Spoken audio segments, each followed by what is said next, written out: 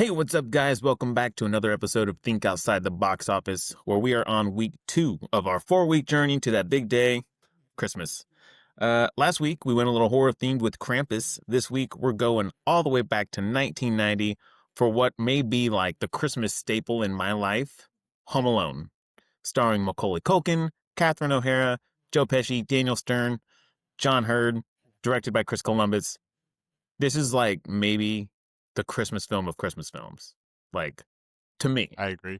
This, I think maybe the Santa Claus with Tim Allen might give it like some competition in my book. But this is like, when I hear Christmas movie, boom, Home Alone. That's where my mind goes to. 100%. Most definitely. So I'm going to throw to you, Derek. First impressions. And I know you've seen this a million times. What do you think of this movie? I absolutely love it. Like growing up with it and its sequel, I would think I almost would say I'd seen the most, but oh man, I loved it. I've always had a fun time watching Kevin McCallister, like Rube Goldberg, those freaking dudes in the house. So I'm all for it, man. But I also like the message that it kind of sends, like right before his family kicks off. He's like, I don't want to be around any of you guys. And then they go and he's like, oh, this is awesome. Then he kind of like comes to terms with it later. So it's like, it's a good, it's good Christmas story, man. I dig it. Right on. Tyler, what about you, man? Yeah, I think we're all going to be in agreement on this one. It's one of the best, not only one of the best Christmas movies ever made, but maybe one of the best movies ever made. Ooh. I actually think I could enjoy this outside of Christmas if I really. Oh, for sure. Yeah, if absolutely. I had to, Yeah. This really sits like this is like my childhood, right? Like watching this growing up. I mean, what kid didn't want to be Kevin McCallister kind of in that situation? Like, you're home alone, you're defending your place from these two kind of putsy, like, bad guys. I mean, he had like a fucking battle plan drawn out. Like, I was always like, this kid is genius. You know what I mean? Yeah, Just definitely. It's definitely a movie you can enjoy as a kid, and even as a parent, you can almost enjoy it in a different way. oh Like yeah, watching Catherine O'Hara's character this time. It's like, now that I have kids, I could really relate to her, like freaking out and trying as hard as she can to get back to her kids or for her sure. kid, I guess. Like I said, the director of this one is Chris Columbus. I believe this was his third film after he did Adventures in Babysitting, and then he did something else between that. This was number 3. And this, like, he did like 5 or 6 films in the 90s before he got to Harry Potter, like the first 2 in the early 2000s. This dude was Wow. busy, he was trucking out hits. 2 Home Alones. He did like Bicentennial Man. He did, Mrs. he had a few other Doubtfire. bangers in there. I mean, this guy was just all over the 90s. He wrote the script for Gremlins. He wrote the script for Goonies. Um, some of his later stuff, like I Love You, Beth Cooper. He did Christmas Chronicles too. This guy's really just nailed it here. Like, I mean, Yeah. I didn't even know he directed Harry Potter until I started looking into Home Alone. it's pretty wild, right? But I think this probably helped him get set for Harry Potter later in life, right? You got a child actor, you kind of got a sense of like wonder and amazement. I think Harry Potter even has like Christmas stuff in it, so we got to kind of like dabble back in that. I mean, that's awesome. This guy just like really just checks a lot of boxes, you know what I mean? Like, I've seen a lot of this guy's films. Yeah, I guess he's a big Christmas head. Like Must he be. almost directed Christmas Vacation. I did read that. He chose the better option here, for sure. Both great movies. I wouldn't want to work with Chevy Chase either. Everything I've heard about him seems like the guy's a nightmare. For sure. Yeah, that's what I hear too. For sure. So quick plot rundown. Home Alone. I mean, like the movie title kind of like describes itself. Kevin McCallister, 8-year-old Macaulay Culkin. At least what we see him as, he's kind of acting like a little shit. He gets sent up to his room for the night. He's like what Derek said earlier. I don't want to see any of you jerks again. Goes to sleep. Through kind of, Tyler, we're back on like a series of like unfortunate events here leading up Right. to him being forgotten, left home alone, and it's around the holidays. There's burglars. He's got to defend his house, and that's in a nutshell. Um, yeah, simple premise, right? Like, I mean, what kid never wanted to be home alone for like an extended period of time without the parents? Just being like, I want to do what I want. And Right. then the burglar thing is just a bonus, I guess. You get to defend your house. So, but Yeah.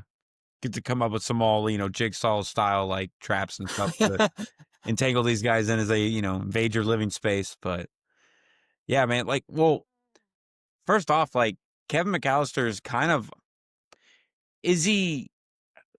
I don't want to say he's the middle child, but would he be considered? Is he the youngest of like that He's the huge youngest. ass family? Okay, so he's the youngest.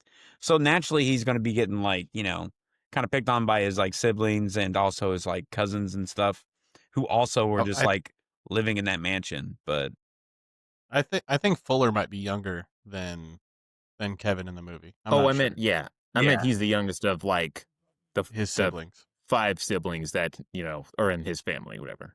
So I think it's Buzz, Megan, Lenny, Jeff, and Kevin. With Kevin being the youngest. Yeah. But yeah, he uh like going into this, and I know he's kind of like, so even like starting off the movie starts off, you get that cool like the Home Alone jingle, and then like the title card comes, boom, the light clicks on, you go Right. into the house, and I think it's just, does it open up with the scene of in the bedroom, the mom's on the phone, Kevin's trying to um ask her about something, and he's kind of smarting No. off, and she's like, "Get out of here," right? I actually think the first thing we see is Joe Pesci, right? yeah, Joe Pesci's in the He's in the like the house. You're foyer right. of the house, and he's like trying to get somebody to talk to him, and everybody just keeps walking by him. And everybody that does talk to him, he's like, "Are your parents at home?" And he's like, "Yeah." "Do they live here?" "No." And it's just like he's getting the runaround from everybody he's trying to talk to. So yeah, No, it why opens up would with they? him, A and I house full think of kids but no parents. Yeah, right. yeah, Must be some kind of fancy orphanage. some kind of fancy orphanage. Uh, I Him did and a think it was pizza dude. weird. No one was like stopping to like talk with him, and I know it's comedic, but like if a cop was in my house, like Oh, dude, I'd be there I felt like with the him. whole You know what I family mean? would Like just flock to him I and be was like, like, "What's going on?" Yeah. yeah, it's weird. I was kind of wondering the same thing. I was going to ask you guys if a cop just like showed up at your house just to check on things, you wouldn't find that suspicious? I mean, Yeah, I I don't know. wouldn't find it weird, but I would like it would probably be like an afterthought, like, oh, what if you talk to the neighbors? And when you bring it up to the neighbors like, there was no cop that came by. What are you talking about? Like I Well, I don't know that I would let him in the house. I I think he don't If even it did know how talk knocks he to on the the got in the door, neighbors. house. Who let him in the house right? to begin with? He's So that's already in there. that's true. Yeah, 'Cause even the because whoever let him in, they just like left him there. he's the one that has to let the pizza dude in when the pizza dude shows up with all 10 pizzas. That's right. Yeah, for sure. So Uh, Well, I think he that did is. talk to the neighbors. I think that was the point. He was talking to everyone in the neighborhood to see did which he? houses he Okay, could rob and yeah. I figured he I was was just under the trying to hit the big impression. houses. Yeah, I was under the impression he had talked to at least the ones he knew were out of town. Well, you say Because he the said big there was 5 houses. houses on one block. That's the whole neighborhood's big houses. Well, yeah, No shit. but Yeah. I mean, it's not like And this is an huge endless house. line of big houses. It's just like kind of a small little like street or little Yeah. end. But so Right. That's what I'd ask him. Like, are you going to every house in town? Like, what are you doing? yeah, the whole Get out squad of out my here house. doing this. Like, yeah, like what's the game plan here? So he shows up, lets the pizza dude in, and he's basically trying to get a feel for like if they're going to be gone or how long they're going to be gone, that kind of thing, Yeah. so he can kind of get going. Uh, the whole time, again, nobody's like paying him no, never mind. And then I think what Mr. McCallister shows up and kind of starts talking to him, tells him like, "Hey, like we do the best we can. We have locks for our, locks for our doors, and alarms for our like windows and stuff. So about as safe as we can get." And at that time, I Honestly. think that's about it. There wasn't like a ton of cameras and stuff nowadays, but Right. Then he like takes the pizza and didn't pay for it and just walks off. yeah, he grabs it. He's Oh, like, good, because somebody owes me 122.50. "Yeah, Okay. well, someone owes So me 122.50," and then he's just like, it's my brother's house. He'll pay for it, and like takes it to the yeah, kitchen. Uncle Frank or whatever, Uncle who just Frank, seems like dude, like a Uncle Frank freeloader. seems like an Yeah, asshole. yeah, So freeloading jerk. But I loved the recurring bit of the pizza delivery guy knocking over the statue. Oh, That was yeah. making anybody me laugh pulling up, every yeah, time. hitting that statue. I think that's funny. Yeah, I always thought that was pretty uh, cool.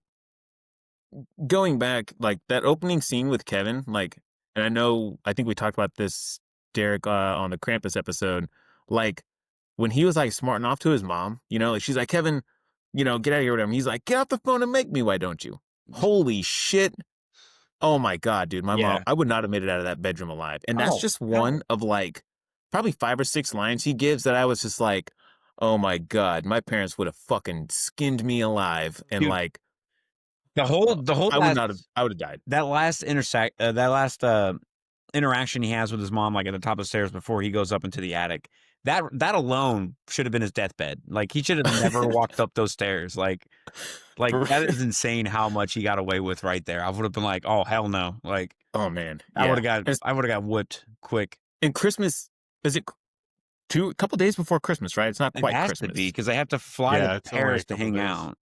Yeah, 20. So 20. Oh man, yeah. Oh god, I would not have made it out. And plus, so he gets sent out. They get the pizza. They take it into the kitchen, and he's looking around for that plain cheese pizza that apparently everyone just went for first, right? Because the whole box is empty. Buzz is being like an asshole, and he's like, somebody have to barf it all up, whatever. And he like runs into him. Milk goes over, right? And this is the first kind of series of unfortunate event here, where the milk gets all over the passports and the napkin biggest- stuff. yeah. The dad scoops it in one go, like Kobe's it into the trash can, and the napkins fall on top of it, right? So passport's missing. Not like I said. Here's instance number 2. I would not have made it out of the kitchen. But as a parent, though, flip side to this scene, everyone's shitting on Kevin, like, you're such a disease. Look what you did, you little jerk. As his mom or dad, I would be like, no, you're not going to sit here and like shit all over the young one. I'm going to. Like, I'm going to take him up and wring his neck or whatever. But like, you can't call my kid a jerk. Like, Yeah. Jeff, shut up. He's not a disease. Megan, he's not helpless. All you got, shut up. He's not a disease. Like, Yeah, I thought the same thing when Uncle Frank was like calling him a little jerk. Like if one of my siblings said that to my kid, I'd be like, "Listen, motherfucker, for you real. know, you're not gonna talk to my kid like that. Yeah, he spilled a drink, but everyone spills a drink. Yeah, over he it, caused dude. a ruckus, but that's kids, and you have like a fucking army in your house, so it's just bound to happen. Animosity it's like, is gonna build. Check on your bedwetting kid. You just like pancaked between your chair and that wall right there. So Right. Maybe keep your son from wetting the bed, and then we can For talk real. about Yeah, my son yeah, no spilling the joke. Pepsi. Maybe it's good that he spilled the Pepsi. Now Fuller can't have any more. So mom takes him out of the kitchen, and then she's like, "Oh man, sorry about this. The house is crazy. Here's your $122.50." And he's like, "Thanks for the tip." If I had smarted off again in front of the cop and this pizza guy, if somehow I've managed to make it this far into the night, right here, as soon as my mom got up the stairs and out of sight, dead. Like Derek said, would not have made it up the stairs. Kevin survived somehow. It's crazy. I don't get it. She was pretty lenient, and maybe it's just because it was a holiday spirit or whatever, but usually the kid gets like babied, like the youngest in the family is always kind of baby, and they kind of, but nope. Kevin's just gets dunked on by siblings. And his mom is super lax. By adults, yeah. Well, I think the youngest is always going to get dunked on by the siblings, and maybe that's why they get taken a little bit easier on by the parents. For sure. I don't let mine dunk on him like that, though. Like, my older one, sure. like, my kid called one a disease or helpless, or like, if someone's like, I wouldn't let you sleep in my bed if you were growing on my ass, like, I'd be like, whoa, Right. No, we're not doing that. Well, yeah, and he even came to him with like general concern. He was like, "Guys, I don't know how to pack my bag. I don't know what to do. This is all like kind of like new experience for me." And they're just like, "Don't worry, Kevin. Mom will pack your bag for you, like she always does." And then You're what the French call les incompetents or whatever. Les incompetents. He's like, "What?" Doesn't even know what it is. Like, what? His So before we get to the next day, let's talk a minute here about the story of Old Man Marley, right? So Buzz, I think in the same instance where he's like, I wouldn't let you sleep in my room, right? Whatever. They hear him out there shoveling, yeah. Little brother Kevin, and it must be a cousin who I don't know his name, the kid with the glasses, right? Yeah. They go to the window, and Buzz is telling this story in typical like older brother, like haunted story fashion, He's like, check it out, Old Man Marley, South Bend shovel slayer, 1958. He keeps his bodies in the assault. And like Macaulay Culkin and this cousin are just eating it up. Like they're just like, what? He's like, they're mummies. Mommy. Yeah. Like I love this scene. And the fact that he's like, stops, looks up, and they're like, oh my God, curtains in front of him. It's a great setup. Like, Oh yeah, it's Well, great. what's Kevin, like 8 in this movie? I would be terrified if my older brother was. Well, I don't have an older brother, but if I did, Yeah. this would probably have terrified me. I guess maybe like you, if you told me this when we were kids, I'd be like, no way. Well, I guess it'd have to be Nick because Nick's got that minute on me. So Oh, that's true. Nick's the He is Buzz technically the storyteller older in our brother. scenario. So well, even Buzz doesn't do anything to like help his cause either. Doesn't try to like super sell it. He just sells it enough. He's like, you ever heard of the Self-Bin, Shovel Slayer? And he's like, no. And he's like, that's him. Like just officially, just like that's the guy. I know it. Yeah, And that's a good it's point. so He did funny. do good at like not overselling it. Yeah, It was pretty subtle. It true. was pretty good work. yeah. So yeah, he was pretty. sold He it. had like a nice, even like storytelling tone. Like even with the inflections, they're like, "Well, what does the do with the bodies?" And he kind of gives that. Some people say, this or Yeah. whatever. He did a really good job, like storytelling impression there. And Storm How- rolls through during the night, knocks the That's power out, fallen branch, right. I think, Series of and unfortunate event number 2 here. resets all their alarms. So by the time their shuttle service shows up to take them to the airport, they're banging on their door. They're still asleep. So it's a mad scramble to get going, and it's a fun little like montage, them rushing to get to the For gate sure. and everything. But that is good. Talking about like forgetting him and a series of unfortunate events. Like obviously nowadays this situation wouldn't happen as easily. Oh, for sure. But even back then, like how do you forget your kid? You know what I mean? well, For sure. between the missing ticket or passport, the miscount when they're at the vans, and just the rush of being late, it just happened to happen. But It's I don't agree with it's it. But I mean, that's the only thing that makes that points that Right. direction. you said it best, Tyler. It's one that nowadays, like the chances of like all those misfortunes happening, like very slim. Cell phones, you know what I mean? Like, and Cameras I don't know, everywhere. maybe just like making sure you see your kid's face before you all hop in the vans and like get in there. Like I know they told Heather to count or whatever, but I as a parent would be like, I'm going to see each of you in this family of 15 or whatever. There's 15 people in this house. Like I'm going to see all 5 of my kids' faces as we load into this van. You know what I mean? I don't know. They did as good of a job as I think you could do at selling it. For sure. I like you said, we got like the neighbor kid screwing up the count. The parents like sit separately on the plane. I think that's a big one. Kevin happened to be upstairs. The power went out. His ticket getting thrown away. They did a lot of work to make it seem like this is plausible. But like you said, there's no way I'm leaving without putting eyes on each one of my kids. For sure. So what do you think's the more plausible? The one in this one or the one in 2 where he just like loses them in the airport and then gets on the wrong plane? He's changing his batteries and loses track of His parents. the one yeah. dude is wearing the same like trench coat as his dad, and so he's running after him instead of Mhm. running after the dad by mistake. Number 2 is definitely more like plausible. That's what I say. I feel like I if think anything's going to happen, it's going to be that one. we've all been Yeah, to 'cause that- airports. You know what I mean? Right. We might not have been those guys running through like they are, but we've probably seen it. You know what I mean? There's always people trying to like run through airports. We've seen it definitely during that time. Definitely more plausible. First one is just kind of like parents could have Yeah. made They couldn't sure, count, yeah. for sure. Yeah, when it's on the kid, I guess it's more believable than when like it's the parents forgetting. For sure. All right. And I haven't seen number 2 in quite a while, so I'm not. Yeah, Do me they too. get all the? Where are they going in number 2? They're Do you know? going to Florida for Frank's like wedding Oh. anniversary or something like that for Christmas. Okay, and he goes to New York. And then he goes on a plane to New York. Okay. So let's say you're Macaulay Culkin. You wake up, everyone's gone, right? What's the first thing you be doing in that house? Because I really had my eyes set on all that desserts he was eating that night. Just like pigging out, watching rubbish as he called it. Rubbish, Like yeah. I instantly would be like, sweets, I'm going for him. What about you guys? What are you doing first?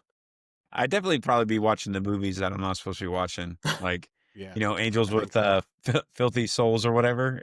Oh, yeah, hell I would be dude. watching that in a heartbeat. Fake or not, like probably just getting down on stuff I'm not supposed to. Like, well, there's nobody around to stop me. So For sure.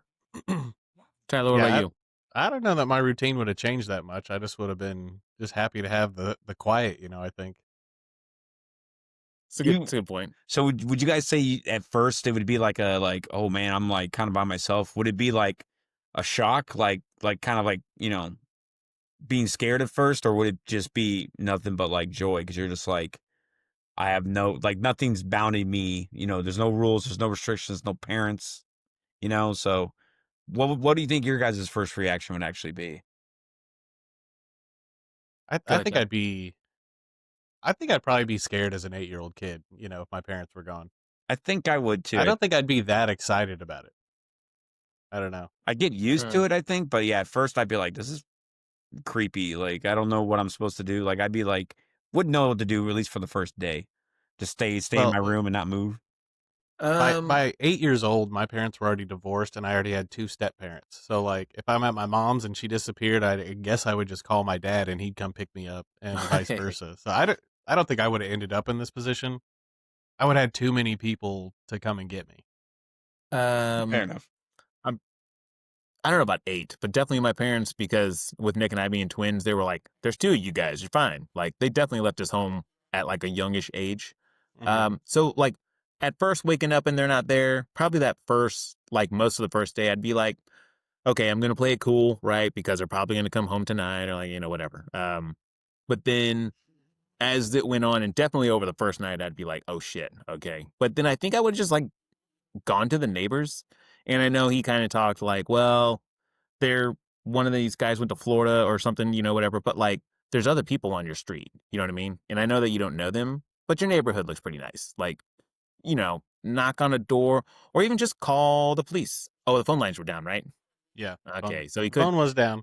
couldn't do that. I still don't think I would have ended up in this situation. I would have done something. I would have checked on the neighbors or something. I don't know. Maybe he wasn't told what to do if, because my parents were like, sometimes we'd get home from school and no one was home. So we had a key. And he was like, if you don't have your key or it's locked, go to a neighbor's house. So I think I would have just neighbors. I don't know. I think the point was all the neighbors were on vacation except for like old man Marley, and he They wasn't going anywhere really, near that guy's house. yeah, they really made it so like he had no option but to just like stay there and endure being home alone. Like they really covered all the kind of like plot holes you could think of, which I think is awesome. Yeah. They did pretty good except for the police. I think when she called from Paris, she could have stressed like, no, stop talking over me. Listen to me. For sure. I'm out of the country. My 8-year-old son is alone. If you knock on the door and he doesn't answer, break the fucking door down. Dude, My for real, son for is real. alone. Oh, That's a you good want me to go point. check on your kid? Yeah, I want you to check on my kid. It definitely, Yeah. it definitely felt like, and even for a rustling, bustling month that is December and being Christmas and being such a hectic time, those cops really had the chill factor of like a fucking sloth because they barely reacted. They kept passing the call in between two of them, just like, oh, it's hyper Hyper on line one, 2. yeah, hyper on Yeah. line two, and it's like, okay, and he's, oh ma'am, it's you again. No, yeah, it's me Yeah, again. yeah. Go kick my fucking door down and get my kid. Make sure he's okay. Like, that almost Yeah, shows him being like inept, and I guess that just shows that Kevin can take care of himself like later on in the film. But yeah, between that and then the shoplifter, you can't even stop him. Like, yells at He can't him, and get the that cop kid. just sees the kid and takes off. Like, so yeah, cops are failing left and right in this movie. yeah, it's the wet bandits are on the loose. Like, come on, man, this whole town's going under. um, so man, Kevin just really has a wild time being home alone, dude. Like he gets to do all this crazy shit, like destroying, like climbing Buzz's like shelves that are Yeah. like slattered on the wall. Oh man, dude, like, Dude, and really he does a good job of like cleaning up the house because like when he made the dessert, there was like shit everywhere. The house got destroyed, obviously, from like the burglary and breaking stuff, which we'll get to. But like Buzz's room was seriously trashed, man. Like, Right. and like a tarantula running about. Holy shit, no, no, absolutely not. I would not have. I wouldn't be climbing those things. Sure, there's not a ladder. You know what I mean? Like, you have A all that ladder? shit in that Why would there be a basement. ladder in Buzz's room? No, but I mean, you got a ladder in the basement or something around that house. Like, He's there's small, got to man. be a He's ladder gonna drag somewhere. that ladder up all those stairs to Buzz's room? I don't think so. Until he Yeah. gets to that top one and he just does that extra reach and, it all collapses. He's going For after sure. his stash, right? His money? Yeah.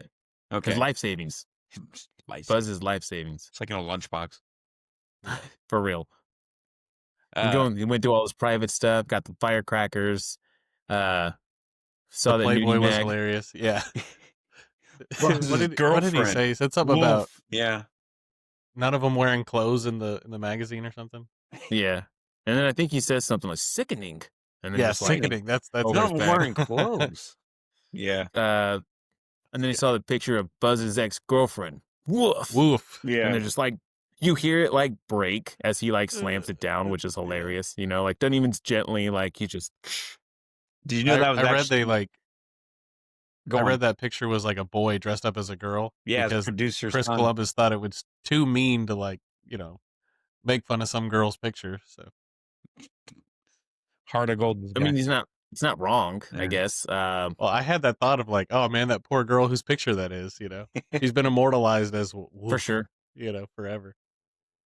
Yeah, that was pretty smart to use a boy as like dressed as a girl. Because you're right. Like I would, like, how do you even like go casting that? Like, hey, I'm gonna take a picture of you, and Buzz says this line. I'm really sorry, but don't worry though, you're getting paid. Like it's okay. The joke is that you're hideous. Really, you dumped Buzz, so be proud of Yeah. that. Think of it that way. So let's talk about these Wet Bandits, guys. Right? Right. We got Harry and Marv, Daniel Stern and Joe Pesci, which their chemistry is great. You know what I mean? And they're kind of textbook baddie, like henchmen baddies. You got your kind of tall, goofy one, maybe a little slow to catch on things, and then you got your short one who's like the boss and like the kind of know-it-all of the two. And I think they fucking nailed it. I mean, Real Pinky in the Brain energy. Yeah. there you go. Yeah. Pinky in the brain. Very much so, yeah. We almost missed out on Daniel Stern. He almost didn't get the movie. Like he got the movie, and then they told him he's going to be needed for extra weeks of filming, but they weren't going to give him more money. Oh. So he was like, okay, well then I'm not going to do it. And then they replaced him with Daniel Roebuck. Dan Roebuck, yes. And then I guess Dan Roebuck and Pesci's chemistry just wasn't right. So then Pesci wanted to get Stern back because they had rapport from working on a different movie together. Yeah, you're right. Something like that. Which is really cool because I think both of them thought. Decision, yeah. Oh yeah, for sure. I think both of them thought the movie wasn't gonna be great, so they were kind of like overselling their acting, right? Yeah. And then like, I mean, when I haven't seen a lot of Daniel Stern movies, so to me, Same. I'm just like Home Alone, right? Like you're that guy. Even Joe Pesci, and I know he's got a bunch of shit mob movies and like whatever, but like Home Alone, I don't, that's. Yeah. Well, he did this just coming off of Goodfellas. Oh. So two of his best roles ever, like back to back. Nailed it. Yeah, I don't think they could have cast it any better. The version we got is perfect. Like Pesci, Stern, O'Hara, Candy, like it's just every part is just perfect for the people that they picked. For sure. Yeah, everybody fits in the roles perfect. So the Wet Bandits, did they so with the fight, he said 5 houses on this block. They hit the Murphys, right? Because we see it flooded later on, right? You see them ransacking it, they flooded. Did it do you think they got the other ones, or you think they were going for the silver tuna before they get some of those other smaller ones? I mean, I know it doesn't say, so we could just speculate, but do you think they saved the silver tuna for last? Probably Well, I like think they probably based it off of when everybody was going on vacation, right? Because he went around, he's probably got a little spreadsheet, like, okay, the Andersons, they're going on vacation this week, and silver tuna, they leave this day, and then we come in, and they'll be back by this day, and then they get hung up. Time though. No, go on. Well, then they got hung up on the silver tuna, as he called it. So I don't know if they ever made it past that one, but they definitely hit a couple houses before, Yeah, and I probably know had a 2. couple slated for after. I know for 2 for sure, yeah, because it's one, it's where Marv comes, like, bumbling out, and he gets in the truck, and he's, like, snickering or whatever, and he's just like, "What?" That's He's right. like, "You did it again, didn't you? You're sick, Yeah. you know that? You're really sick." But then the next one I think is when it's when Marv is, like, playing with the toys. He has, like, the remote control car, and he has, like, the thing, and I think, uh, Harry's got, like, the kaleidoscope, and then that's when McCallister calls the phone, and they realize that the McCallisters aren't at the house. And then that's when they make the play for the silver tuna. That's right. That's a good point. So there's at least 2 that they hit. They tried to go for the McCallister's place. They got shut down because they thought they were still home. Went to do another job, and then that's when they overheard the phone call. Yeah. So yeah, they at least tried 3 houses. I think they came back. It had to be at least 2 or 3 nights to the McAllister's house, and every night something was up. Like the first night, he heard them coming, he ran down, flipped the basement light on. The one night he had that like awesome fake party he was having, right? The gathering, Rocking yeah. around the Christmas tree or whatever, which looked like the funnest fucking fake party ever. You know what I mean? Like I would have absolutely loved to have been there and like rocking around the Christmas tree with those guys. That was awesome. He's like making mannequins move and he's got the Jordan cut out on a train riding around the room. I mean, he had the whole shebang. It was awesome. Yeah. He's pretty handy for a little kid. He's pretty industrious. I never would have thought of the train and the record player. No. He's sitting there, he's flipping the ropes, The dude comes like equipped with his own blueprints, which just shows how Yeah. far he plans ahead, which is crazy. Yeah. Yeah, he's a smart kid. Yeah. I never would have been able to pull that shit off. They would have fucking came in and ransacked the house and bit my fingers off, and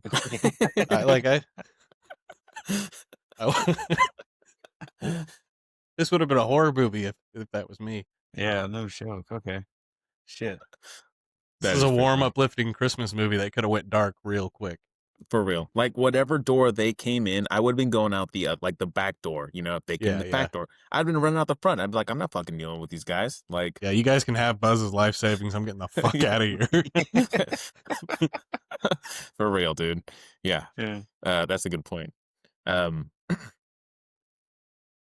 So then he has his run with him. So it's one of the days he has that run in.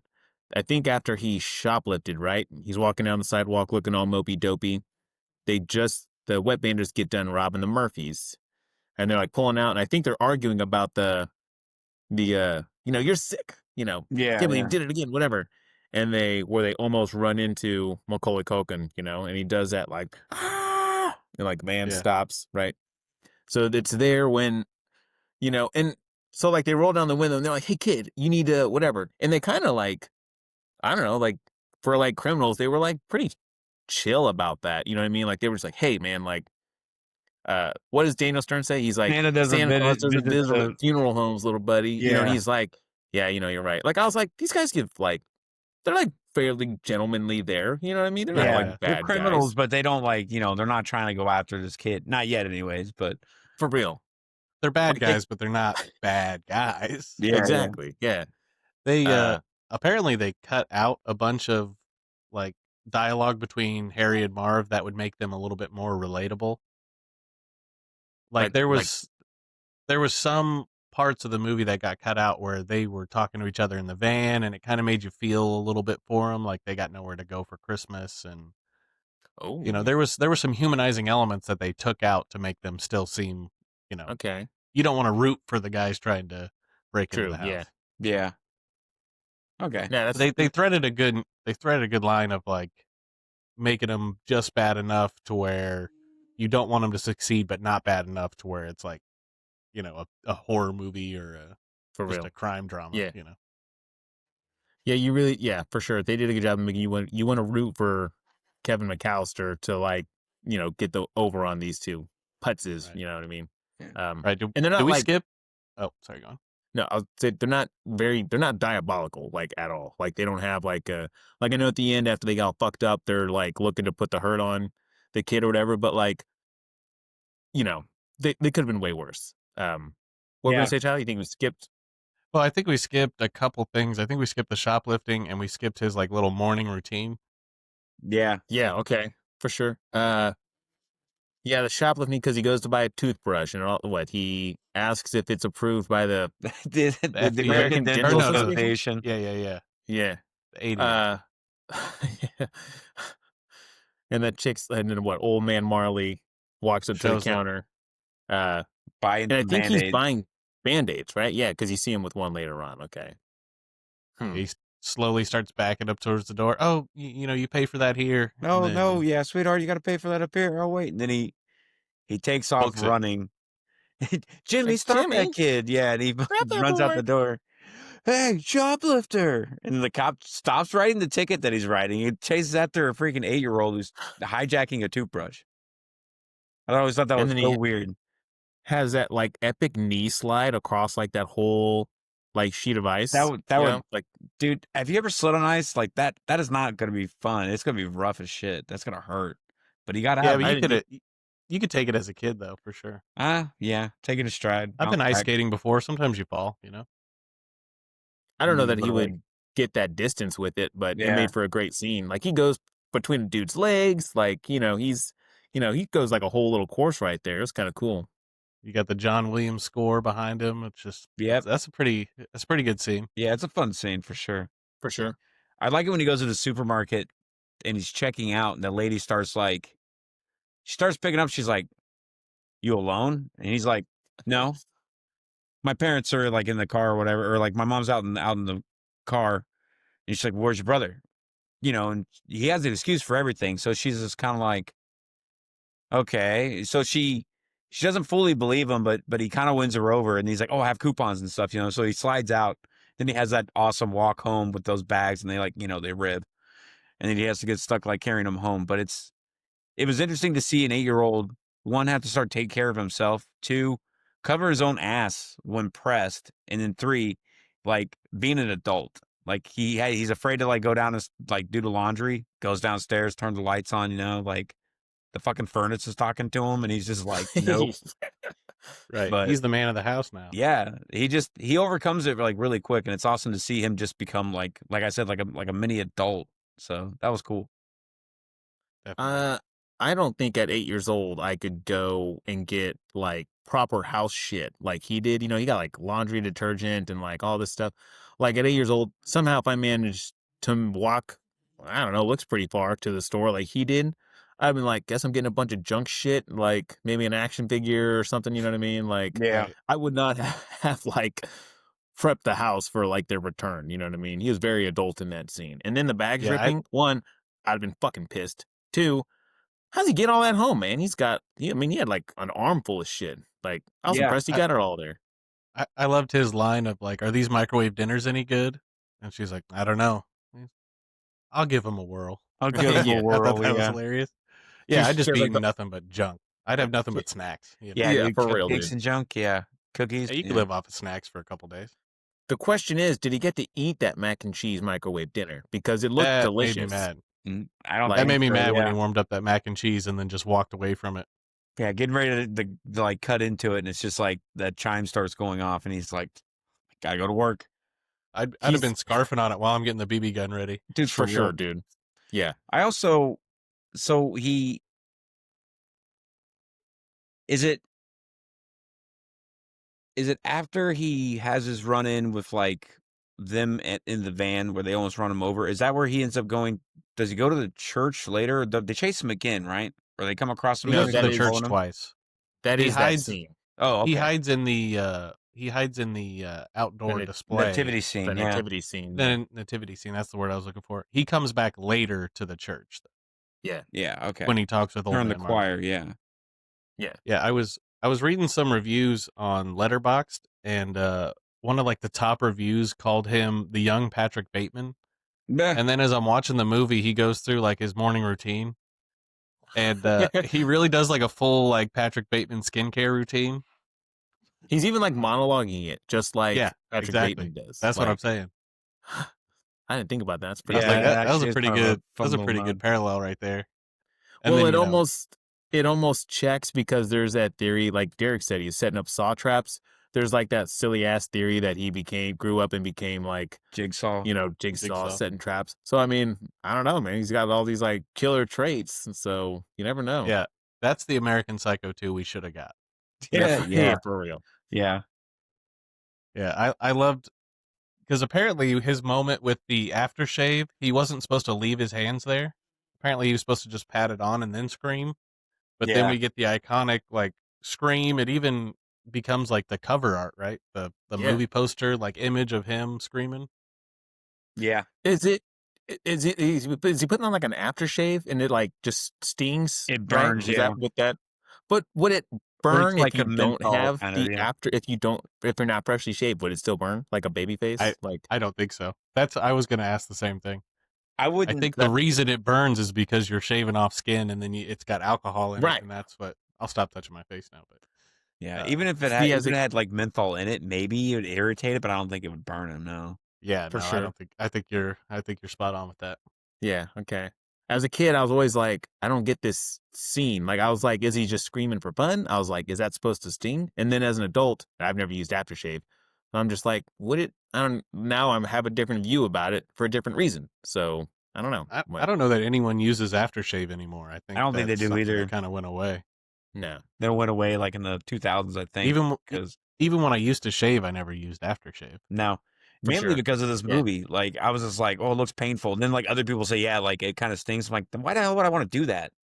No, thank you. Yeah. Some kids grew up traumatized that their house was going to get burglarized. You grew up traumatized by the aftershave scene. It's like, Yeah, I for can't sure. shave. I got to grow it out. I'll just never shave. I'm not going to hurt my face. Yeah. You know? For sure. Yeah, that scene was always weird to me. It's iconic almost, yeah. So I also like banking on that nativity scene. So is he walking in his neighborhood and they start following him, right? And they're like they're doing really bad at looking inconspicuous, you know what I mean? Yeah. Does he walk past his house to the church knowing they're following him, or is he just not at his house yet and then like loses them on the way? Because I thought that was really smart of him to like, because you know at 8 years old you think if someone's following you and your house is right there, you could just run inside, lock the door, and be safe. But I thought if he did walk past his house, that was super smart of him to like lead him elsewhere and not let him know where you live. You know, I don't know. What do you guys think? I mean, I don't know if it's more of like he did it on purpose or more of just like, oh shit, I'm being followed. I'm going to book it and see if I just can't lose him. If he did it for the house, that's awesome. And it makes sense, but I don't know why I have an issue with that theory just for the fact that like he just saw Joe Pesci, which by the way, he sort of recognized, but didn't recognize. He like recognizes the tooth. If not for just the tooth. Yeah, he recognizes the gold tooth, but he doesn't recognize the dude. I'm like, you just saw this dude like a day and a half ago. Like, how do you not recognize him as the cop? Like, I would have been like, what are you off duty? Like, you just doing plumbing in your spare time? Like, is that what you do? Like, so it's kind of strange how like Kevin just saw the tooth and was like, hey, I've seen that before. It's like you've seen the whole face before too. So it's just kind of like if he did see him and knows that that's, well, that guy's not a cop, then yeah, I'm not going to lead him to my house. But even still, he knows where my house is because he's already interacted with him. But I just thought he was just booking it to get away from him. But that's a good point. To me, it seemed intentional that he didn't go to the house. Now, I don't know if he passed the house or just took a different street or just, if it was on the way. I'm not sure. But I do think it read as, I'm not going to bring these guys to my house because then they're going to know where to come and get me. I was also kind of confused. Okay, so you recognize the dude who is a cop with the gold tooth or whatever. Instantly, like I know that they're following him, but he kind of assumes the worst out the gate. Like just because they're in like a plumber van and yeah, the guy looks kind of like shady or whatever. Like I don't know that I would have thought malicious, I guess if they're following me, sure, but just to assume that like they're inherently bad, I don't know. I got those like quick to judge, really? But I just figured they're strangers. I was gonna say, growing up in the '90s, man, it was all like anybody with a van was like a no-go almost. It was just like, nah, that's how kids get snatched up. Like, well, right. They let us run free like blacked out windows or something, But I was like, that's like it looks like a legit plumber van. I'm not that it couldn't be a kidnap vehicle, but like, I don't know, like. Well, plumbers can be kidnappers. In the True. Like in your 90s, house, yeah. they let us run free, but then they also really burned stranger danger into your brain. Don't Yeah, talk they to did. strangers, Sure. I feel like, we were really lax with like going outside and playing and then coming back at a certain Oh time yeah. or checking in or whatever. But we got away with like a lot of shit back in our time. And yeah, it kind of was like stranger danger. Like it was all like the like awareness was like really high at that point. And I don't know, man. Like seeing them in a van and then like them following me, I would have been like, nope, this can't be good. This is not like there's never a point in time where I was like, I wouldn't think that's like not weird or strange. But Let's say they didn't follow you. Let's say, they told you Santa Claus doesn't visit funeral homes. Okay, fine. You walk off, and let's say they turn down the street. Would you have, just from looking at that guy, would you have thought he was malicious? I wouldn't think he was malicious, no, because just because of how they conducted themselves. Like if if they weren't so caring and they were just like, hey, you stupid little shit, like get out of the way. Next time you're gonna die, I can get it. I get it, but I don't think that was ever, they never came off that way. So Kevin was just like, oh, they're just like normal adults or normal guys. I don't think he ever thought one way or the other about it until they started stalking him. And even Harry kind of like, he's like, I've seen that kid before. So there is kind of like oh, like trying to think of the word where he just, they've know like a recollection. Like they've known each other. Okay, sure. They've like connected or they've passed in some way. So after being alone, I almost feel like I'd be on more high alert on like my surroundings, people follow me, people watch me. I just feel like I'd be like, look, I'm on my own. I gotta have to like make sure of it. Even if he is playing adult, like I think he would still have his like shield up at all times. For sure. Yeah, I was an anxious, shy kid. I'd have been like, get away from me. I definitely would have ran. I would have like, I would have yeah, been, and then I would have been like, skittish as hell. I'd have been like, I probably wouldn't have left the house. Honestly, I would have just made do with what was in the house. yeah, I would have just stayed there the whole like For 3 sure. days until they got back. For Kevin being like a little scaredy cat, he was braver than I was as a kid. I kind of wondered, like, at 8, I didn't do laundry, so I wouldn't have given a fuck about laundry detergent being out of there because I would have just worn other clothes. Secondly, that house, like, they have money. There was food in the fridge, in that pantry, in those cabinets. I wouldn't have ventured to the store for a mac and cheese. Toothbrush at 8 years old? Yeah, probably wouldn't have given a shit about that either. I would have had Nope. zero fucking reason to leave this house. Yeah, Like, rules gone. No more rules. Yeah, you get to go into Buzz's room and do whatever the fuck you want in there, right? Like, because Buzz ain't there, you can go until you never see Kevin's bedroom, I guess, which is, thinking about it, kind of weird. Like, what does Kevin's bedroom look like? That'd be kind of wild. But like, you have that whole house to explore. You're jumping on your mom's and dad's bed eating popcorn. You could go into Jeff's room, Lenny's room, Megan's room, fuck it up, do whatever you want, go through, anything they told you to stay out of. I would not have left that house. yeah. Just, There would have been enough like you said, there. like Derek, I would have been on high alert after that first attempted break-in, right in the basement, and then definitely if I had to like make it look like I'm throwing a wild party, I would have been on high alert for sure. I would have found a place to hide. Probably, I would not have set out battle plans. No, well, like he like when they first, I don't know if it's when the cops first show up or when the robbers first show up, but he hides underneath the bed, and then he just kind of like, this is stupid. What the hell am I doing? And he's just like, I'm hiding underneath the bed. He's just like, I can't be a wuss, like, and he like crawls I'm out. the man of the house. Yeah, that's Yeah. when he gets his like, his I'm not guts are to afraid get going. anymore. I'm not afraid anymore. Sees a shovel. I dude. quote that all the time. Yeah. I assume people don't know what I'm talking about, but I'll just, in random conversation, I'm not afraid anymore. The real ones know what you're talking about. So. Yeah, yeah. For real.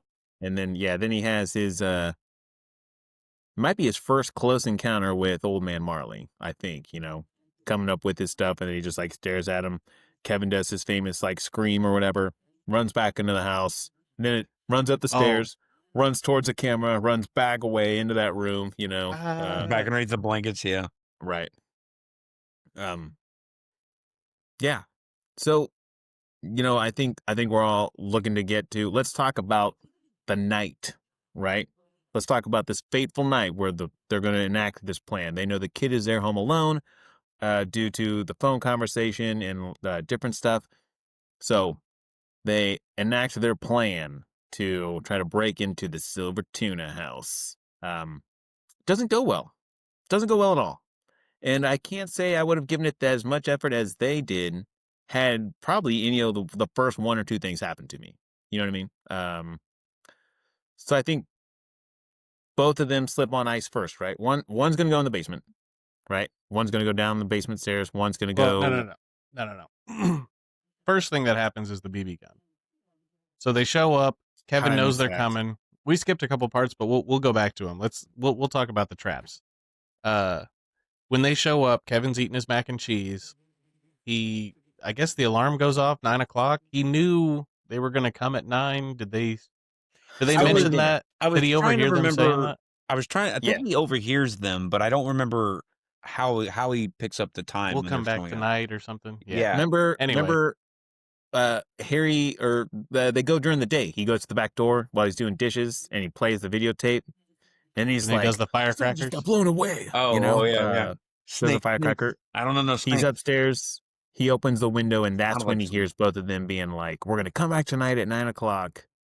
But then, so like you said, he knew it was gonna be 9:00. So I don't know why you would have tried to make dinner at that time. But whatever. Go on, Tyler. Well, yeah, I mean, I was just going to say these guys are, for bad guys, they're pretty punctual. They were like right on time. So they show up at the back door. They're about to break in, and then you get the great shot of the BB gun just coming out the doggy door, Ooh. shoots him in the shin, or to get him in the nuts. I wasn't I think clear somewhere, on yeah, where below he the belt. shot him. I think it's supposed to be nuts, but it definitely didn't look like the right angle. I mean, It would have hit him he's like like thigh, I holding, think. Yeah. he's holding him when he like falls behind him. You know, he falls down like holding his stuff. But the angle of the gun and stuff didn't look right. But yeah, Then you get the classic Joe Pesci, after, where he's like trying not to cuss. Yeah. I guess he had to make his own that like he had to make up his own like language to use to keep himself from cursing because he curses so much and it's so Yeah, I natural think to he like him. So I heard he like adds curse words into scripts and stuff, like yeah. to make it sound more like him, I guess. I'm not sure. Yeah, when he reads the script, I guess when he reads the script, he throws the F word in like every other word just because that's how he would read the script or that's how he remembers it or something. It's pretty wild, but Yeah. I can dig Then it. we get Marv sticking his head through the doggy door. hello. Yeah. Pegs him right in the head with a BB. Yeah. It's so good. Perfect, dude. Which is funny when they come back later, that door's unlocked, I think. I don't know if it was locked when they first showed up, but Yeah, he kind of that's forces when them to go. yeah. Harry and Marv split up. One of them goes to the front door. Harry goes to the front door. Marv goes for the back basement door. And that's when both the steps are icy. They're both slipping and falling. Basement I door is the heard one that's unlocked, not the back door. Back door's got the blowtorch. the black door's got the blowtorch, but he just opens it to go in. I thought he like Spartan kicked it open or some shit like that. Well, he That's does why it after knocked he him. gets his head burned. Oh well, yeah, you're right. Yeah, because I think the basement door was also unlocked because he tried crowbarring it, and then like it was just unlocked. Which I kind of thought, why was it just unlocked anyways? Why would you not have locked it just in Because case? he's got all the traps. Yeah, he wants them to come in. He wants the. Kevin's confident. Yeah, he's he's got set some up, man. confidence. He's ready to go. He's Confident or lived by cocky? himself for like Yeah. 3 days now. He can handle himself. He lived in the real world 3 days, and he's like, I got this shit. I got a dude BB went gun. and got groceries, did laundry, practically pays taxes. He's an adult. Yeah. Yeah. So we get to the slips and falls. I heard that they like studied cartoons to get the timing for the falls and stuff. Yeah. That's I pretty think good. the cinematographer did. Yeah. Yeah, I thought that was pretty cool. Even like some of the sound effects are almost cartoony. Yeah. They're for like sure. they're like halfway in between like real life and cartoon. Like the BB, the boing kind of, I think some of the slips, yeah, they do that kind of like that, like whoop, like that, like banana peel sound where they like slip on it. So yeah, it's not like super cartoony like a slide whistle or like something like that, but it is Yeah. definitely little less cues. than real. It's like cartoon antics, like Pesci slipping and like literally like falling back flat on his back, right? And then Daniel Stern like like down the stairs. He tries to get up with the crowbar, falls, and then the crowbar falls on his head from the window. Yeah. Right? It's very, very cartoony, which is I think hilarious. So Yeah. Yeah, So apparently the stunts were like real, right? I Like, think some of them were, but not like all of them. I think some of them like did smack him in the face, but it'd be like a something like a rubber prop kind of hitting yeah, him. but I heard there was like there's no like padded floors or anything when like it's not Pesci, it's the stunt double, whatever. When he slides and jumps on his back onto the ground, like that's real. Yeah, I think I heard they read would that like too. look away from the monitors while they were like filming that stuff, Yeah, and then like, they'd be like, "Ugh." "All right, is he okay?" And then they would look. no, man, that's Like I think there's even that's like an true. industry term now for like a slip and dramatic smash onto your back. It's called like Home Alone fall or Home I Alone. did read something about that. You're right. Yeah. Yeah. Uh, Creating so something yeah, new they're for the both business. right. So they're both slipping and falling on the stairs. Then we get Marv in the basement, goes to turn on the light, and we get the iron. Ooh, Right to the face. Yeah. God. Yeah. See, and that's if I were him, that'd be the first sign where I'm like, now I'm done. Like I'm pissed, but like my face is killing me. Dude, fuck this shit. Like I'm out of here. Yeah. My daughter, I was watching with her. She was like, "Oh, his face looks like a strawberry because it's got the That's pretty good. Yeah. Yeah, that's pretty yeah, fair. yeah. Then so Joe at the same time, Joe Pesci gets up the stairs, goes for The the metal handle on the handle. front door, and he gets burned with like it's like a charcoal thing for the grill or something, It's like a right? Like heating whatever. coil, and he put it over the doorknob, and he heats it, and Yeah. it's metal, and he doesn't Ugh. see it like red piping fucking hot. Grabs it, burns his hand to it, and then he runs off, throws it in the snow, and then That would leave like a brand. oh, Like dude, I'm and it surprised it. does, Oh yeah. and it does. In the Did they second have a? movie, he has it. Okay, I was actually wondering, like, does he still have that in Home Alone 2? I'm glad you Yeah, confirmed that for me. I planned on watching the second one and just never got time. Does he have it in Uh, number 2? yeah. There's a part where Kevin's Oh. like falling, and he reaches up to catch him, and when you see his hand, you see the McCallister M still burned into That's it. pretty good. Okay. So I That's was like, awesome. oh shit, scars. I could see him like his hair not growing back too, you know, Yeah. Oh. because we'll get to that, but like he gets a burn there as well. Twice, It's actually. so Yeah. funny. He tried so hard to get up those stairs, and then he burns his hand and has to run back down to get to the snow. Yeah, for sure. Yep. And then Uh, then he decides to try the back door, that with the doggy door, right? 'Cause well, we that's do when we get the sticky stairs first. Yeah, I just meant at the same time Mm-hmm. they're both Yep. encountering this. Okay. So Pesci has it. I think you're right. I think he just opens the door. And then that's when the blowtorch gets him, right? And he's like, ah, Yep. Right Yeah. on his gets head. him on the crown or whatever. And at the same time in the basement, Daniel Stern, having recovered from an iron to the face, is now making his way up these steps with this tar on him. Yep. And he's I think lost it was both like roofing socks tar. I love in it the because midst he's of both shoes in the midst both of losing boots, both socks. both socks. Yeah, because like each step has like an article of like clothing just kind of going up to where he is, and then he's like, even with the socks off, dude, his foot would still be stuck to that tar. I don't think he'd be able to Yeah. like pull it off like without I ripping. thought that too.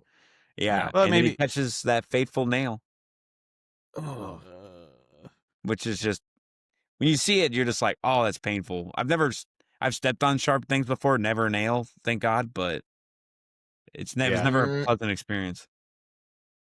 not with the And flat then on my foot. I never have. Mm-mm. Like, No. I think it's always happened to be like a toe, and it's like something small, maybe like a staple or something, but like never a fucking full nail like that. And like he's pretty lucky to have that nail where it is, you know. Like, and I mean, you can kind of gauge where feet are gonna go. But let's say he went on with opposite feet, it would have been the nail in this foot, you know, foot spot, but the right foot is on the step. He got really lucky with it, but definitely painful. Yeah. And another fall, Tyler, like you said, where stuntman probably just had to like go all the Fall way down the back and stairs. then Yeah. just cut to Daniel Stern kind of taking the last bit or whatever. But Yeah. That's pretty brutal. And then now you can't go back up the stairs because you already lost the socks and the shoes. I guess you Yep. could step on those But then he turns around, runs out the door, and then what I thought was a good touch was you don't see him slip when he gets outside. You just hear him slip, and then you hear the crowbar fall back down. For sure. Yeah. He Kind of forgets about the kind of ice. another like almost cartoon antic, I think, adding to Well, it. this whole segment is like full of like cartoon, like the iron to the great, yeah. face, the sticky stare, like all of it's cartoons, you know. Yeah. So Like, I you could could see all kinda- of this in like Tom and Jerry, you know. yeah, Dude, I was very just Tom about and to say that. Jerry. I was Or just about to Wile E. say that. Coyote and Roadrunner. There you go. Yeah. Yeah, another one for sure. Yeah, what? So as he makes his way out, so Joe Pesci now, I think we said just like Spartan kicks that back door open, knocks the blowtorch off, and he he makes his way through He makes his into way like through the kitchen, through the dining room, and that's when he's like, "You're dead, kid," and he gets like tarred and feathered with like glue and gorilla glue and feathers. And he just gets That's he's, right. and then At the same time, Marv's getting he's the going through the ornaments to the feet. window. Yeah, and Right. which is again through his feet. That's the worst part of this whole movie is when his feet just go right down those glass ornaments. It's For like, sure. oh no, I'm done. Yeah, his But he feet are steps taking on a it. beating. Yeah, and then that's when I'd be, they round the corner, and he says, yeah, "Yeah, that's right. Yeah. where the hell are your shoes? Why are you dressed like a Why are you chicken?" dressed like a chicken? Yeah. I as a kid, I remember this segment being so long. It's so quick It's so in the short. movie. Yeah, It's such a small part of the movie, but it like really is the best part of the whole thing. Like when you think it's what Home people Alone, remember. yeah. When you think Home Alone, you 100%. think of the traps and the hijinks, but when it comes down to it, it's like the last 30 minutes. Yeah, it's not even doesn't even take 30 minutes. No, because you got I 10 think minutes for credits at least. I think I paused the movie at two instances to kind of see where we were at time wise. The first one, he gets left alone at about the 20-minute mark. He that night with like the traps and the breaking and stuff starts. I think Derek, I think you said, but about 30 minutes left of the film. Because obviously the last 5 or 10 minutes, and with cuts in between the mom coming home and stuff, it's not the complete 30 minutes, but it starts about the 30 minutes left mark. So yeah, like it really is just like the great climax of this movie. It's great. Yeah. After the chicken line, they both head towards each other and slip on the micro machines. Which were just as dangerous as they looked, as I remember. Yeah. Like they were terrible. But which was actually kind of set up by the dad, because in the beginning he's like, hey, go pick up those micro machines before someone falls and like breaks their neck or something like that. yeah, he's like, So they kind of already set that line up. Yeah. And then they both, like, which is a great shot that they kind of come from opposite ways, and then just like slip and both fall together. Yeah. And then perfect. cocky ass Macaulay Culkin, sitting at the top of the stairs. And I think he says like, hey, I'm up here, you big horse's ass. Or is that what that line is? yeah. Something like That that. sounds right. Goes up the stairs.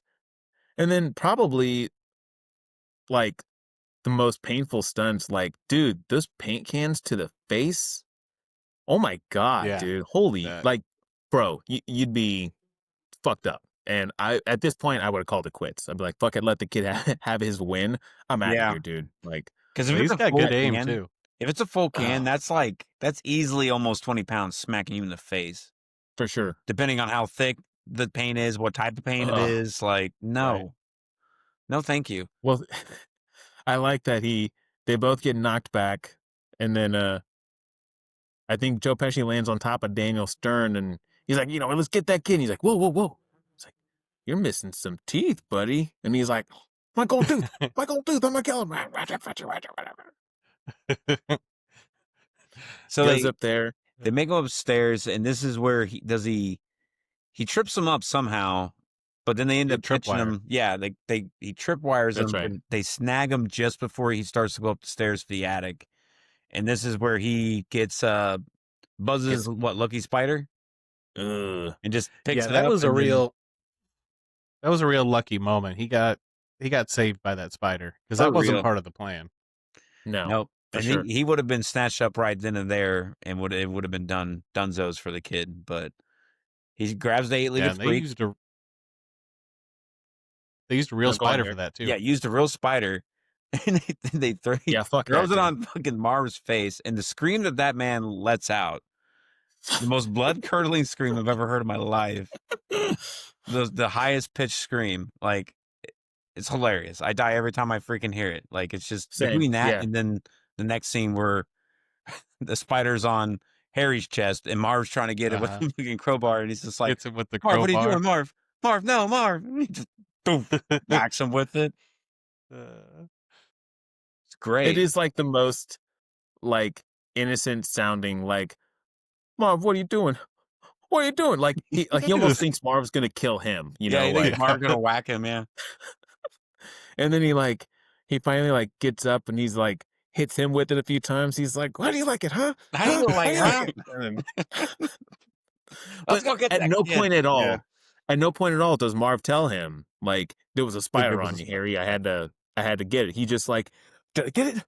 Did I get it? And he's like looking around, like could have been like, dude, there was a fucking like Goliath bird-eating spider on you. Right. I had to get it off, you know. How could he not see And it though? The thing was huge. If I would have saw that thing on Marv's face, I'm like, no, you win, kid. I'm out. Dude. Like, oh man, like I think Daniel Stern had to be convinced to do the scene, right? Rightfully so, because you're putting a fucking spider on your face. And I think he said he would allow one take. And then I think the spider handler like told him like, don't actually scream, don't make any crazy movements because the spider could react. So I think filming he had to let out just like a fake scream or like a silent scream, and then in post production put in the scream that you hear in the movie, record his scream, which and is then crazy. Sure? Afterwards. I think is what I read. Okay. I thought he was like, well, you know, they're not going to let me do something that's going to hurt me. I thought he was like all in for the spider. Maybe I'm wrong. Maybe I heard Thinking wrong. about it, I think I might have read conflicting reports. Like now that you mention it, like I thought I think I read saw one he was him game. talking about it, but Either I don't way, as know. an actor, I'd be like, no way. I know for sure he thought they were going to use a fake one until he got on set and realized it was going to be real. No And way. he said dude. something about it would like crawl like on his ear. He'd have to like wait for it to change course and like get somewhere that was more photogenic, I guess. Ugh. Nope. Either I'm out. way. Yeah. I don't know. If there's like a animal handler on set, I guess I can. Yeah, tarantula handler, or wrangler. Like, if you're sure I'm okay, then I'm gonna trust you. But No. They gotta get the spider Not me, wrangler with dude. the like a straw just to blow at it to get it to move path every once in a while. Like they can't touch it because it's endangered.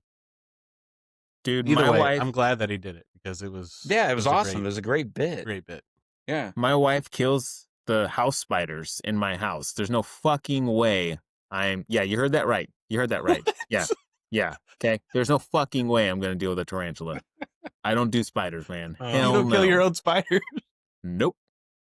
Got my wife to do that. She's the best. So, you want a snake or something? Yeah, cool. All right. I'll tangle with a snake. I'm fine with that. Spiders, I'm out. You know what I mean? Like, You squish them, man. Yeah. You're a god to them. yeah. Okay, and even if I handle a house spider, certainly not a tarantula. Like, that thing's got 8 big legs ready to just like take me down and it's gonna jump on my neck and suck on my jugular. Absolutely not. I will. Okay, so I will say this. Growing up, I think it was like back in like '98. Telling you how fucking old I am. We actually had a spider that size in our basement, and I can tell you without a doubt, not a single person, including 3 adults, did not go down that fucking flight of stairs to fight that thing. We just hurled things at it until we squished it. We went like it was scary. Like we were like, that thing is so big, no one's going down there. We don't want nobody to do anything. It was so I can get it. I get it when they're that big, but yeah. I think last year I was trimming my my hedges out front, and then I saw this web. It was one of those spiders that makes like the funnel webs that go in. Yeah, like the cone. Yeah. And I'm sitting there, I'm trimming the bushes, and then I see him just kind of creep out. That thing was fucking huge. I was like, Nope. I think I'm gonna go to the other part of the. I Yeah, just no, let that dude. part grow out a little bit, you know. Yeah, sorry, I didn't mean to trim your house there, but I'll just walk over here now. Yeah, no. Yeah. So what? Harry and Marv now run up into the attic, right? Yeah. Macaulay Culkin has led them to the attic, Right. where he is zip lining on this zip-lined to the handmade treehouse? zip line. What's it there? He zip lines to his treehouse, right? Yes. Zip lines What to his was his? treehouse. What was the thing? Was that like a bike handle I that he look was like a holding bike onto? handle, yeah. But I don't So know. then, yeah, I This didn't guy has a know. job as an engineer when he gets older. You know. No doubt, I was dude. kind of wondering if that even would make it to the treehouse based on the amount of like slack on the rope and like your momentum. I was kind of like, I'm not a physics guy, but I was like, It looked kind I'll of buy iffy. it. Yeah, But, kind of a little too you know, MacGyver-ish, but yeah. right. Like the guys on Big Bang Theory could probably watch that movie and be like, nah, and here's all the reasons why it wouldn't work. You know what I mean? But Yeah, it looked Mythbuster. convincing to me as a kid. So, Yeah, good you enough. know, Yeah. right. And then I think And it's then hilarious that Harry and Marv are like, he's like, I'm over here, you big horse's ass, come and get me. And then, he's like, yeah, let's get him. And he wants to go back to the house. And he's like, no, no, no, no. That's just what he wants us to do. We're going out the window. well, I'm like, hell no, I'm not going out the window, dude. Like, he warns them that or he's going if to we're call gonna, the cops. Yeah. yeah, if we're gonna go that route, you go the window, and I'll go through the house, and we'll meet up, right, and maybe circle him or something. Absolutely not. I'm not gonna. Forget that. The kid is out of the house. Ransack the house and leave. Yeah, at that point you can get your shit and go. But they're Well, so if he's dead gonna set call the on cops, revenge. though, I mean, well, I guess from a treehouse. Yeah. Right, but he You call the also cops are the from a phones still treehouse? down? They may Yeah, not I know the guess that's phones are down. fair. No, Hold on. The because he phones are did call the down, but cops. then Remember? Because he and the was like, McCallisters called his neighbors, help! so the phones I'm are being back up. robbed. Yeah. Help! I'm being robbed. My name is Murphy. So he called them somehow. Yeah.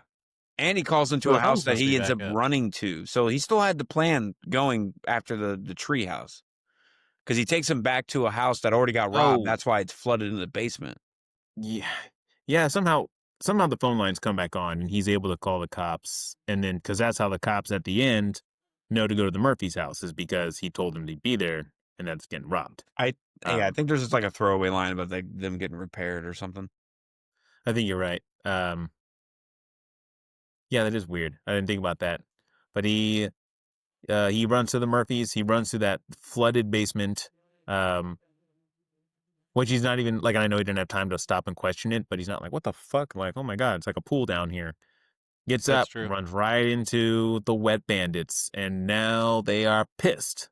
They're pissed. They're pretty fucked up. They're rightfully mad. I can Yeah. say, and then Fucking I think stomp them with they them. hang him on like a coat hanger on the door, right? Yeah, like a Right. coat Like, rack or a towel rack, yeah, or yeah, man. towel hook. Oof. And one of them says something like, "We're gonna do to him exactly what he did to us." Start Burn by his head yeah, with a blowtorch. smash his face with an iron. Hit him in the face with a paint can. He's like, That's no, right. you know what I'm actually gonna do? You know what I'm really gonna enjoy doing? Biting off all these little fingers. Each and every one of these little fingers, and then Apparently, Joe Pesci actually bit his finger and left a mark. yeah, I think he still has a scar. I think he's talked about it I a few don't know if times in interviews. he still has the scar. Yeah, Yeah, he must apparently have. so. I think they were rehearsing a take or something, and maybe he went a little too extra or something. I don't know. But yeah, either way, like a scar. I'm like, damn, are you trying to get to the bone? My God, like, Just pinched it just right, I guess. yeah. And old man Marley coming in with that snow shovel, man, and he hits him hard, dude, and like he whacks the shit out of him. The Falcon, Shovel Slayer to the rescue. Yeah, for real, dude. Uh, uh, and I know we skipped over it, but at this point, the audience knows that seeing this guy is a good thing, because we said Macaulay Culkin does go to the church that night, pre-battle plan set up and break in, goes to the church, which I thought was interesting. He just like on a whim goes there. Like it doesn't seem like he goes there regularly, so he's just like, well, tonight of all nights, I'm gonna stop by this church and see, hear all these people sing, and then he runs into old man Marley. And they kind of have a nice talk, man. They Like have a good it's heart a to really heart. good, they both said some things to the other one I think they needed to hear. And as an audience members that, aren't talking to their family or is upset with their siblings, and you said some things you didn't or whatever, it's a very touching scene. And I think Tyler and I talked about it in Planes, Trains, and Automobiles. John Hughes just writes these good, heartwarming scenes, man. Like the dialogue is on point, the feeling is what it should be. Very cool scene, very, very needed scene, and it kind of gives you a break from like the hectic antics and stuff. It's a nice segment. You got that awesome choir music going. Great scene. The heart in this movie is really good. You get a lot of it with Catherine O'Hara too. For sure. A lot of her like journey to get back to Kevin. I like that old man Marley doesn't talk down to Kevin. You know what I mean? Agreed. Doesn't talk Yeah. to him like a kid. He just shoots him straight. And Kevin's actually got some sage advice for him, and he's For got some sure. advice for Kevin. And it was a good exchange. And then, like you said, it builds up and foreshadows to him coming to the rescue and saving Kevin from the burglars. I agree. I And want you talked now about that the we're through like the traps and stuff. I wanted to ask you guys like, who do you think got it worse, Harry or Marv?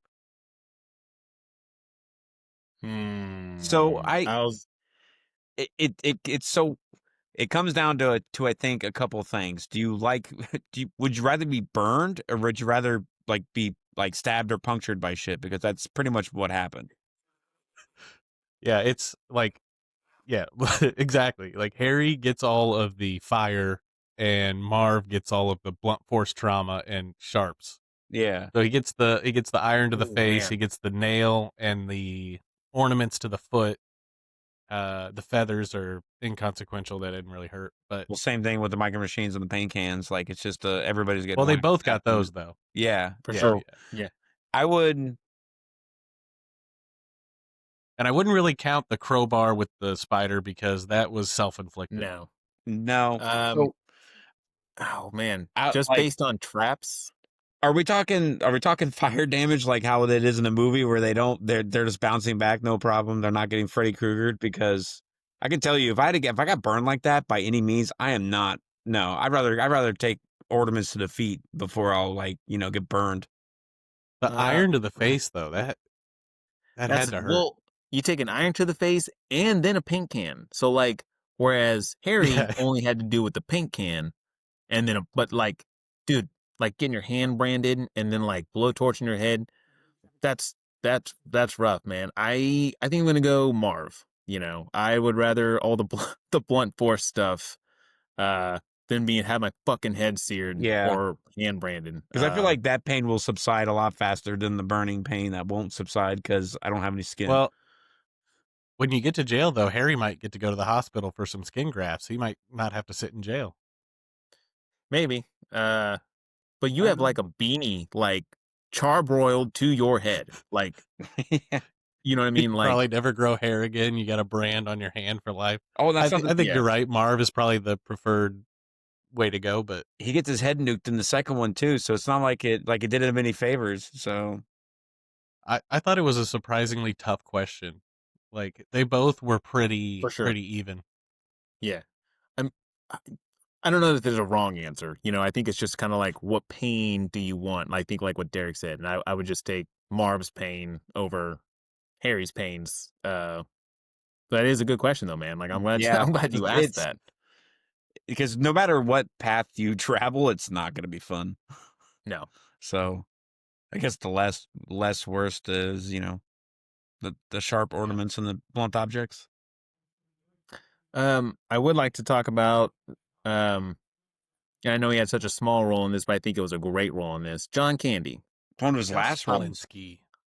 You're right, yeah. Popping up as Gus Polinski, I believe was his name, the polka king of the Midwest. And Polka polka polka. Polka. Yeah. Love you tender polka. Sheboygan polka, Yeah. Twin Lakes polka, you know.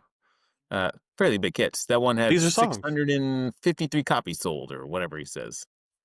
Sheboygan. Yeah. He shows up at a time of need for the mom. Throughout this movie, on the flight to Paris, they realize their mistake. And so literally when they get to Paris, which I think was cool, we get another airport running scene where they got to try and get to another terminal to head back across the pond, back to Chicago for their kid. The mom cannot get on the flight. She, then, like I said, then we run into John Candy, who offers to give her a ride with his polka band in a van because they're headed to Milwaukee. That's not after she gets back to the States. She has to bribe an elderly couple to get a flight back to the States. Yeah. Earrings and all You're her right, money, yeah. jewelry and Yeah, stuff. I did kind of forget. I was like, how does she even get back there? Because she flew She's got from this.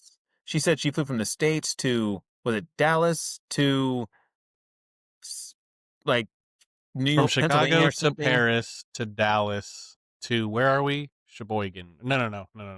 Yeah. Uh, She's like, Scranton? Scranton, Scranton. Pennsylvania. Yeah, that's right. Because I was where? like, oh, The Yeah. Office. Scranton, Pennsylvania. Yeah. Awesome. Nice. Yeah, she And has to bribe that old couple just to get back to the United States. I liked that interaction where dude, the old grumpy husband comes up and she's got a box full of earrings, She's and got a box dangly full of ones. dangly earrings. ones. Yeah. Dangly ones. Because she gives She was them a offered lot, a dude, pretty good, yeah, Pretty good deal for you. for sure. way more than planes, trains, and automobiles. The $17 and a pretty nice Yeah. watch, dude. A nice Yeah. watch, She yeah. really sweetens the pot for them. Well, I- so go on, Chris. I was gonna say just the cash amount was like $500, right? Plus, Two first class tickets, $500. The earrings and something else. Was it a credit maybe the card or something? Rolex and a ring yeah. or something. Yeah. A lot. It was a lot. Yeah, like I was like, if I was the old man, which I probably would be at first, but as soon as Haley's, my wife's like, she's offering all this, I've been like, okay, yeah, that's fine. We can Sold. hang out 2 days for a Friday flight or We're whatever. old. We're probably retired. Who cares? Yeah, we got nothing but time. Absolutely. And Yeah. So like- when she runs into John Candy, that's when she's on her last leg, right? She has nothing left to give. She's kind of like, yeah, she's run out. And then Yeah, Yeah, you're right. she's talking to the cashier or the whoever at the airport, and she says she's trying to convince him to do whatever, and he goes, yeah, there's what does he say? all of the airlines are booked. They can't bump anyone. He was pretty calm for like her being as like hectic and shit as she was. And then like everyone in that airport seemed like they could hear her. John Candy just happens to overhear her. And even like he's like pulling her aside, like, can I talk to her a minute? I'm gonna talk to her a minute. I'm excuse us for a second, and starts going on like a kind of a Del Griffith little too much You men- information talk, and then yeah. Yeah, I you don't know. mentioned okay. about his like improv and stuff in Planes, Trains, where he does like the laugh, and I noticed that in this one where he's going on a Yeah. little spiel, and then he gives that classic John Candy laugh, and then uh she's like, "Excuse me, did you say you could help me?" You know, He's like, Yeah. oh yeah. I heard you having some trouble. Left your kid at home or something like that. Everyone's got to see their family. It's Christmas time. Yeah. Um, So he offers her a ride because they're getting a rental vehicle, which you find out is just a fucking Ryder like box truck. And so Yeah, they just for get real. in the back of it. basically a U-Haul. Yeah. And they use that to hightail it up north to get back to Chicago. And he gives her a lift. and it had yeah. to be like what, man? From Scranton, Pennsylvania to Chicago, Illinois. I don't know. Could you do that in a day? I would say easily 2? 10 hours, You could do it in a day. but like not guaranteeing traffic and shit. Right. You could do that drive faster than John Candy's one day on set. Like he apparently was there for one day. It was 23 hours. He did it as a favor to John Hughes. I heard he made less than the pizza delivery guy on the Yeah, a movie. little bit less. Yeah. And I think he took. I think I forgot what they called it. Like the pay scale. So like, I think number of maybe like the amount of screen time you have, or like where you're at on the call sheet and all this different shit kind of factors in. Because he said he agreed to get paid to scale, and it was only like $414 or something like that. Which I don't know. Back then, I guess for maybe 23 hours worth of work, I don't think that'd be that bad. But maybe if you're an actor used to making big money, then you're like, ugh, fuck this. Well, even the pizza dude made, I think, 500. So it like, it wasn't, and that dude had like, like a scene, like 30 seconds total of like actual dialogue and scene, like screen time. well, So, yeah, but, 23. or he came back twice. He And came they- back twice. He was there in the beginning and there when Yeah, that's right. He comes brought the back pizza. again. Because he's like cheapskate. Yeah. Yeah. John Hughes also let John Candy improvise, which I guess notoriously he's pretty adamant on sticking to the script. But the one person he'll let improvise is John Candy. Which is pretty awesome. Yeah, I mean, it always turns out well, so why not? Yeah. Yeah, if he hasn't failed you before, keep at it or whatever. Yeah. So then, the mom finally gets home, and then the family arrives literally like fucking 5 minutes later. Like, I thought that was funny. I always had trouble with this. I was just like, what the fuck? Like that. They either should have had it to where the mom came home and we don't see the rest of the family come back, or show some amount of time has passed before the family comes. I always, if there's one thing I didn't like this movie, and I think I do mean just one thing, it's just that this ending is kind of just like boggled here. Like, Well, no, that's the but that's the whole. You're tripping over the whole point of the ending. yeah, The no, point is that she was so desperate to get home, she would do anything, and she jumped through all sure, these hoops and went on this great adventure. And even through all that, it was like fruitless because had she just waited for the morning flight, she would have got there at exactly the same time. Like that's the whole joke. Like that's the bit. It I don't wasn't like it. like it wasn't like oh look, they just happened to get there at the same time. It was like that's the whole point is that it was the same Yeah, time. And another I part to tack onto I that don't is like it. when they get home, Kevin's totally fine. The house is fine. Kevin's fine. The burglars are gone. And they even ask him, like, what'd you do all this time? And he's just like, oh, just kind of hung around. So it's like Just hanging literally, around. so literally it's just like nothing even happened. So like by the time they get home, it's like, oh, well, Kevin's fine. Well, even though Kevin wasn't fine, like, so for them to kind of come home at the same time and everything just be like perfect, I thought it worked. I thought that's kind of, kind of a fitting ending, for the movie. Bow and Yeah, everything. I had no issues with it at all. Like that totally that was funny to it was funny to me that they ended up there at the same time. Nah, I I was would like, be irritated, but yeah, I I don't mean, get it. it's funny, but I'd be pissed. Maybe that just goes over my head. I'm like, I just like the whole movie. You got home 5 minutes before them, and they waited for Friday to take a flight. You went all this journey. It's like 5 minutes later, Yeah, whatever. but it wasn't just like, hey, straight shot, dude. She bounced around a lot. So, I mean, For sure, you got, yeah. yeah, detained a bit. So, And you're right. I think you're seeing it as like a movie device where like you turn on the TV and just happens to be the news report about the thing that you need to know about. But that's Yeah. not what it was. What it was all of her efforts, though her heart was in the right place, all of her efforts were null and void because it took her so much extra time to get there that had she just waited for the flight. And it's not even to prove that she was wrong or anything. Like obviously, I felt like she was the only one who was reacting accordingly to the Oh, severity of the for situation. sure. Yeah, I'm not knocking that at all. I So thought, like it was very weird.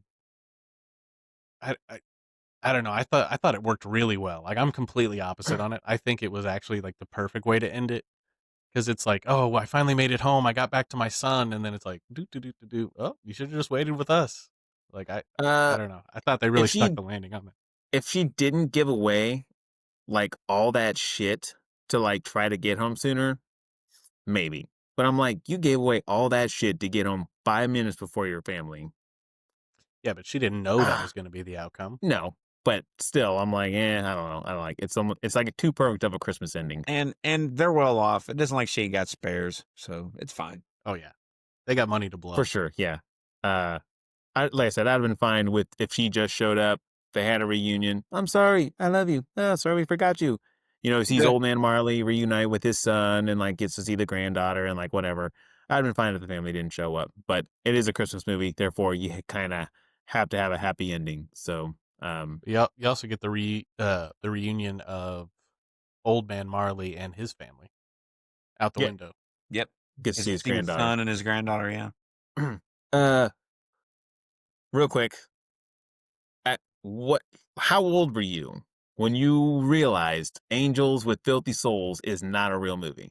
Because I'm not gonna lie to you, I was probably fucking 20, like maybe around that time. Like I was I fairly old. I think I would say like high school maybe because I think I looked Yeah. into it. I was like, I want to know where this movie is. I want to buy it. I want to watch it. I think this is awesome because even it has a sequel in Home Alone 2. It's like Angels with Filthier Filthier Souls. Souls. Yeah. Yeah, Yeah, So I yeah. was it's like, man, awesome. these movies are like both the clips we got to see. I was like, I love it. I'm sorry, Johnny. I'm going. I fucking For me, love it it. was maybe a few years ago. I never questioned It's it. I never looked into it. for real. Like it was very believable. Oh yeah, like It looked how and it was felt like a shot. movie, yeah. Yeah, the dialogue, like like, well, AC said 10%. Like, oh, is that a fact? Like, very well done. Like, and I think I see every year there's like celebrities that'll like post, they're just like, oh my God, I just found out this movie in Home Alone isn't real. Uh, Yeah. and I don't know how I found out. Derek, part of me thinks maybe you might have told me. And then I was like, nah, shut the fuck up. I'm sure it's real. And then lo and behold, it's not. But I wish it It's was. it's based off a real movie, right? I think it's based off a Yeah. movie, but it's like Angels with dirty rotten, souls, Filthy rotten, Filthy souls. Mouths or something? Yeah, rotten smiles or something like that. yeah. Angels with fake smiles or I don't know, something weird. Heavenly smile, angels with yeah, angels with something. But yeah, such a good, like, great movie. The title's great. Like the Angels with acting. Dirty Faces. Dirty Okay, I'll faces. suppose. Yeah. Yeah. Okay. Yeah, I would absolutely buy this movie and the sequel and check it out. Oh, in a heartbeat. I'd be Yeah. I'd be pulling a Kevin bowl of ice cream, watching it, rubbish and all, just enjoying it. Yeah, for sure. Yeah. Eating rubbish and yeah. Snakes? I don't know no snakes. It sounded like a snake. It sounds like a snake.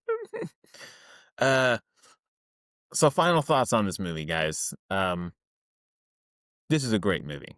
Like I said, this might be like gold standard for Christmas movie, but it's not a Christmas movie necessarily about Christmas. It's kind of one of those that just like happens to be around this Christmas time, and I think it's great.